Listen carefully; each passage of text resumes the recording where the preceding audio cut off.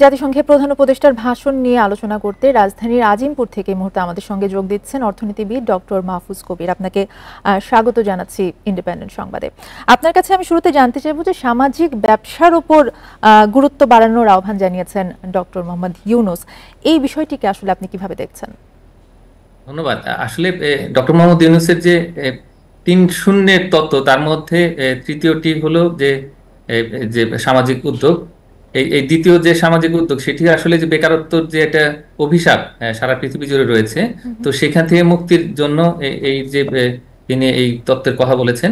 এবং এটা আসলে তিনটা বিষয়কে একসঙ্গে করে। একদিকে হচ্ছে দারিদ্র্যকে সেটা কাউন্টার করবে, একই সঙ্গে যে প্রত্যেকটা মানুষকে, বিশেষ করে যুব এবং তরুণ সম্প্রদায়কে আসলে যে ব্যবসায় উদ্বুদ্ধ করবে, এবং একই সঙ্গে এই সামাজিক ব্যবসা যে প্রকৃতির সঙ্গে এবং জলবায়ুর সঙ্গে এর যে সমন্বয় করবে, জলবায়ু পরিবর্তনে যে ভূমিকা পালন করবে, এই বিষয়টা হচ্ছে তার মূল কথা।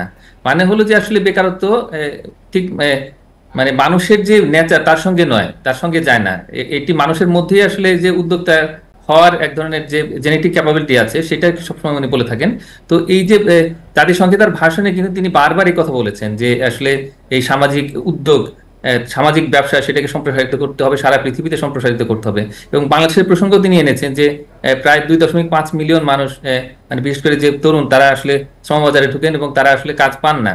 তো সুতরাং এই তারা নিজেদেরকে কাজ না খুঁজে, বরং যে যদি তাদের নিজেদেরকে উদ্যোক্তা হিসেবে রূপান্তর করেন, তাহলে সেই ক্ষেত্রে তখন সেটা সামাজিক অনেক সমস্যার সমাধান করবে, দারিদ্র্যের সমস্যার সমাধান করবে, এবং একই সঙ্গে জলবায়ু পরিবর্তনের যে ঝুঁকি মোকাবেলা, সেটিও সমাধান করবে। সেক্ষেত্রে একটু জানতে চাইবো যে সাধারণ পরিষদের অধিবেশন ঘিরে অনেকের সাথেই বৈঠক এবং আলোচনা করছেন প্রধান উপদেষ্টা। তারই সফর থেকে অর্থনৈতিকভাবে বাংলাদেশের কি ধরনের প্রাপ্তি হতে পারে বলে আপনি মনে করেন?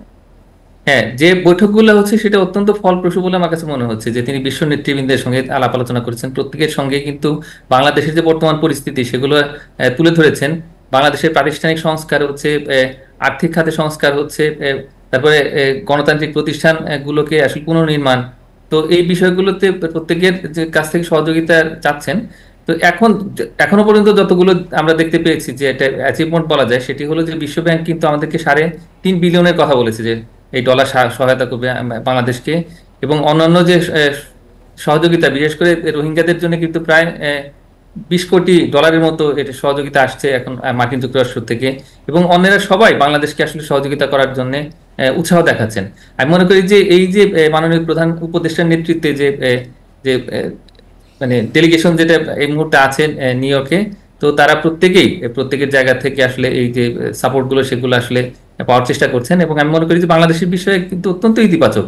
পুরো বিশ্বই এখন মোটামুটি ভাবে বাংলাদেশের যে সমস্যাগুলো, সেগুলো সম্পর্কে মানে তারা অবহিত, এবং তারা যার যার জায়গা থেকে আসলে বাংলাদেশকে সহযোগিতা করতে ডক্টর চান। মাহফুজ কবির, আপনি যেমনটা বলছিলেন যে বিভিন্ন খাতে সংস্কার হচ্ছে, আর্থিক খাতে, বাণিজ্য খাতের কথা যদি জিজ্ঞেস করি, বিদেশি বিনিয়োগ আনতে আসলে বাণিজ্য খাতে কি ধরনের সংস্কার করা উচিত বলে আপনি মনে করেন?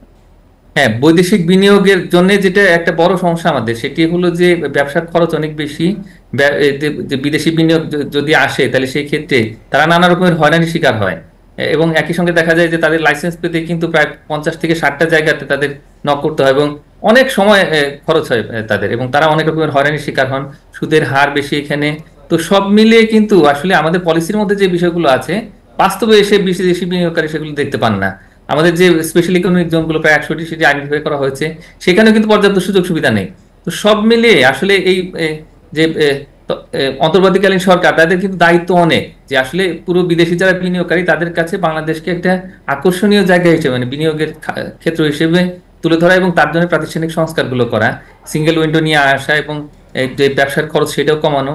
তো এই বিষয়গুলো আসলে একটু দেখা, এবং বাংলাদেশকে একটা বিনিয়োগের এবং ব্যবসা বাণিজ্যের আকর্ষণীয় ক্ষেত্র হিসেবে তৈরি করার জন্য আসলে বাংলাদেশের যে প্রজেকশন, যে ইমেজ, সেই বিষয়গুলো আসলে খুব গুরুত্বপূর্ণ।